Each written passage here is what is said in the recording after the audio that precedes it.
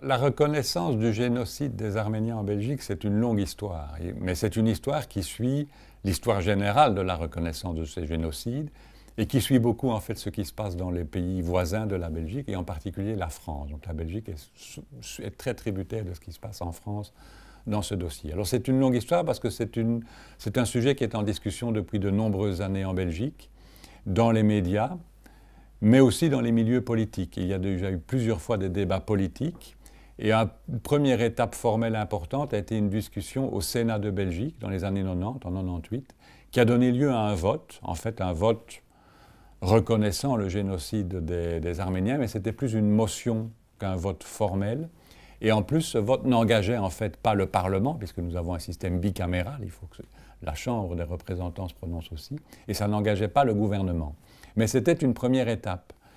Et puis, ce dossier est resté lettre morte pendant de nombreuses années, bien que beaucoup de milieux aient essayé de relancer le dossier, notamment la communauté arménienne, mais d'autres personnes, beaucoup de politiciens belges, en fait, qui soutiennent ce dossier depuis très très longtemps, dans plusieurs partis. Je pense que c'est intéressant de souligner que cette volonté de voir le génocide des Arméniens reconnu en Belgique est quelque chose qui est transversal, en fait, à la division politique en Belgique. C'est soutenu par les deux communautés linguistiques de la Belgique et par des membres de différents partis. Je pense que ça, c'est quand même important à souligner. Mais il a fallu attendre en fait un événement, j'ai envie de dire, historique ou extérieur, qui est la commémoration du centenaire. Donc c'est en 2015 que le débat va vraiment reprendre de la vigueur en Belgique. Parce que tout le monde en parle, parce qu'il est dans les médias, parce qu'évidemment c'est une occasion unique pour ceux qui soutiennent ce dossier d'intervenir. Et aussi parce qu'à un moment donné, devant la pression, en fait, le Premier ministre de Belgique, Charles Michel à l'époque, va faire une déclaration devant la Chambre des représentants, une déclaration qui sera retransmise dans les médias télévisés, une déclaration dans laquelle il reconnaît officiellement, en tant que Premier ministre, les crimes commis contre les Arméniens en 1915-1916 comme étant un génocide. Et évidemment, cette déclaration publique ouvre la voie à l'étape suivante, l'étape formelle, qui est celle de la reconnaissance.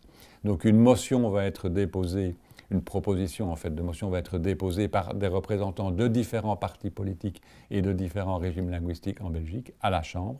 Et cette résolution sera votée en juillet 2015. Donc il y a effectivement maintenant une reconnaissance officielle du génocide des Arméniens par la Belgique. Il y a une reconnaissance formelle maintenant du génocide par la Belgique, mais il y a encore un double travail qui reste à faire. Et peut-être que c'est le regret que l'on peut avoir quant à la formulation de la motion votée par la Chambre en juillet 2015. Le premier travail, c'est de ne pas exonérer la Turquie d'aujourd'hui de cette reconnaissance. Bien sûr, la Turquie n'est pas le pays qui a commis le génocide, il a été commis par l'Empire ottoman, par le gouvernement jeune turc au sein de l'Empire ottoman, pas par la République de Turquie formellement, mais on ne peut pas se contenter de ne pas demander à la Turquie de le reconnaître. Et ça, c'est un manque dans la déclaration, dans le vote de la Chambre des représentants en Belgique. Le deuxième travail, c'est celui qui consiste à discuter de la pénalisation du négationnisme. Le négationnisme du génocide des Arméniens, mais pas seulement celui-là d'ailleurs, mais le négationnisme du génocide des Arméniens est extrêmement virulent dans nos sociétés modernes, en Europe et également en Belgique. Donc il y a aussi un courant aujourd'hui soutenu par les milieux arméniens, mais aussi par des membres de beaucoup de partis politiques, pour empêcher ce négationnisme, et pour l'empêcher, il faut pénaliser en fait ce négationnisme. Donc il y a eu des discussions. Mais la vérité est de dire qu'en Belgique, ce dossier ne pourra aboutir que s'il aboutit en France. Il y a déjà eu des propositions, mais pour le moment, les esprits ne sont pas encore mûrs pour que la Belgique avance seule dans ce dossier. Il y a sûrement un troisième travail à réaliser, alors qui n'est plus politique celui-là, mais qui est éducatif. Donc il faut inscrire l'information sur ce génocide dans les programmes scolaires. Il faut que les jeunes Belges, enfin tous ceux qui suivent leur scolarité en Belgique et qui suivent des cours d'histoire, sachent ce qui s'est passé. Et comme on le demande pour la Shoah, puisque maintenant il faut en parler dans les programmes d'histoire, il faut que ce soit exigé aussi à propos du génocide des Arméniens. Des initiatives ont été prises, des colloques ont été organisés, des propositions ont été faites pour inscrire ça dans les programmes.